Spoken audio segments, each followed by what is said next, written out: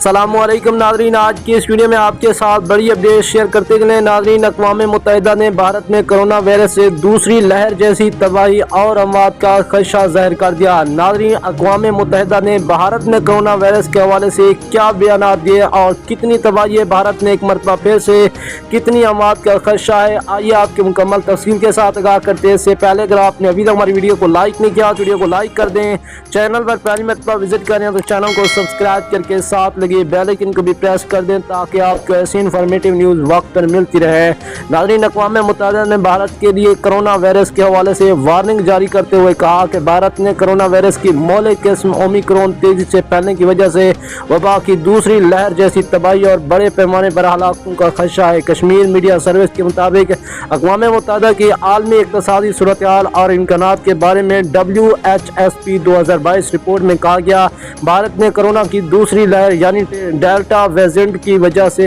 April سے جون کے درمیان 2 لاکھ سے زائد افراد ہلاک ہوئے اور معیشت کی بحالی شدید متاثر ہوئی۔ نیکسٹ ویڈیو تک ہمیں دیجیے گا اجازت، اللہ نگہبان۔